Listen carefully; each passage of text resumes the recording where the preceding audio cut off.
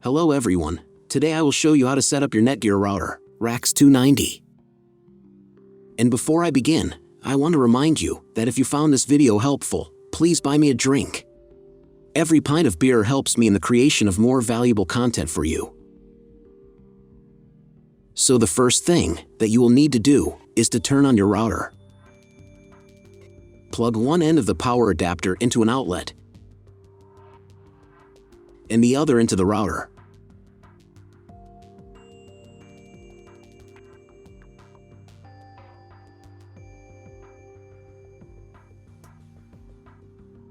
Then press the power button.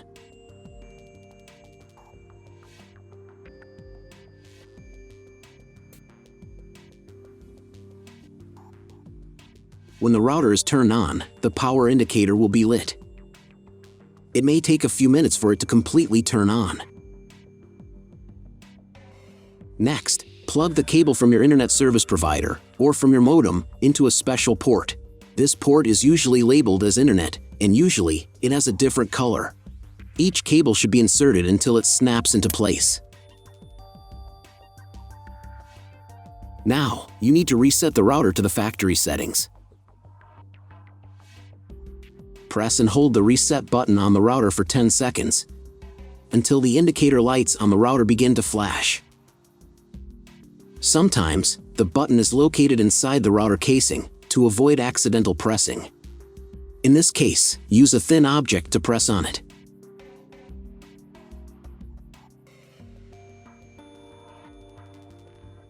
The router will reboot, and the settings will return to the factory defaults. Plug one end of the Ethernet cable provided with the router into one of the LAN ports.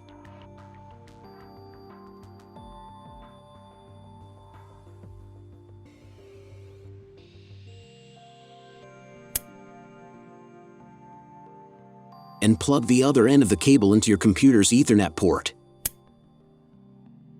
Wait a few minutes for connection. Great, we've connected the router to your computer. Now, you will need to set it up.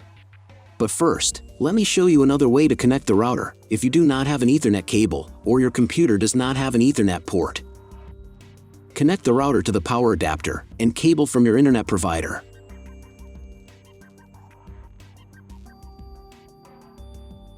This will enable Wi-Fi. If your router is new and hasn't been set up, your Wi-Fi network will be named after the router. Your router has a unique Wi-Fi network name and password printed on a sticker.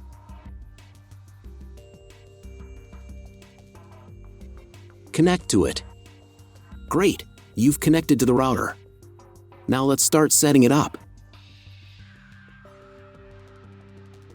First, open your browser and go to the URL that you see on the screen. Use the address bar, not the search bar. At the beginning, click here.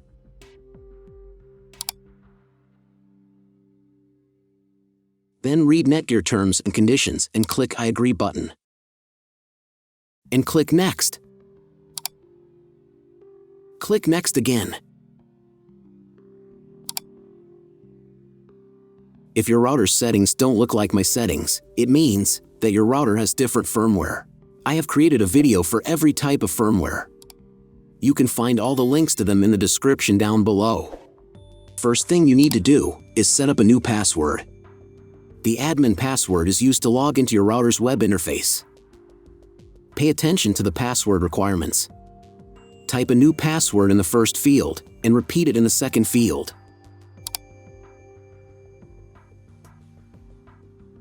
Next, choose 2 security questions and write answers to them. You need them in case you need to reset the admin password.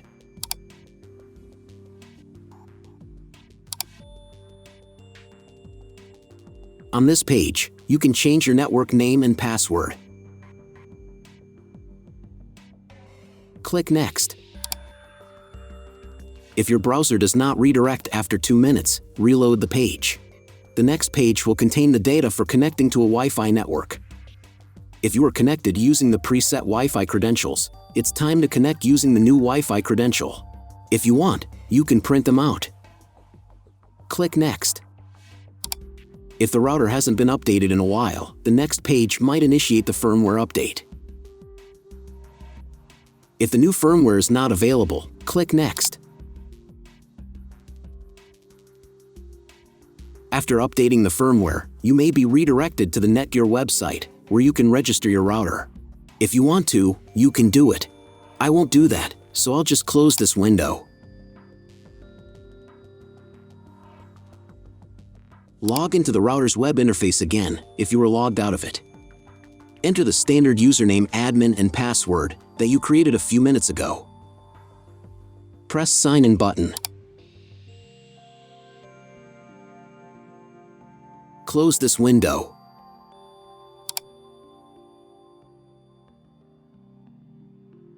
In the upper right corner, you can change the language of the router's web interface.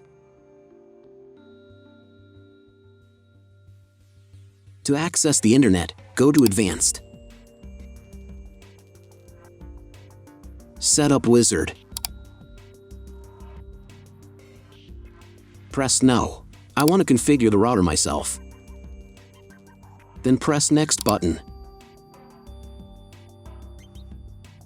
Select Internet Settings on the next page. In most cases, there are two options: connection with and without a login. Almost always, your internet connection will not require a login. You can find this information in your internet service provider contract. If your internet connection does not require a login, or you do not know whether require a login or not, select No. Leave account name and domain name unchanged. Then in Internet IP address section, choose Get Dynamically from ISP.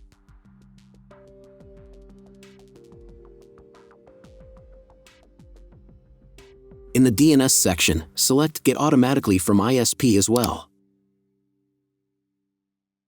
If your internet service provider only allows access to a specific MAC address, you must copy the MAC address of the main computer. If you are not sure about these settings, select the Use the default MAC address option. Check again that your settings are the same as mine. And click Apply. There is no need to clone the MAC address in most cases. But if you can't get an internet connection after the quick setup, later, in the video I will show you how to clone MAC address. Now you need to reboot the router. To do this, go to the router's web interface if you were logged out of it.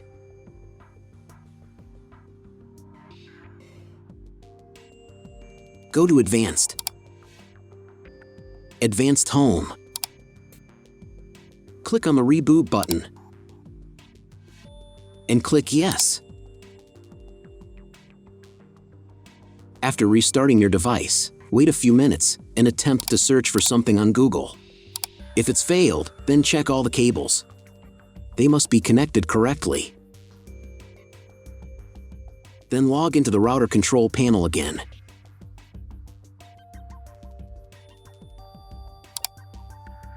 Go to Basic,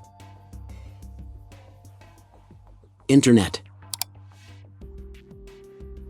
and choose Use Computer MAC Address.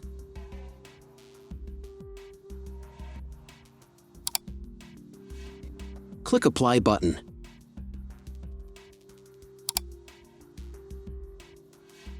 And then, reboot router again.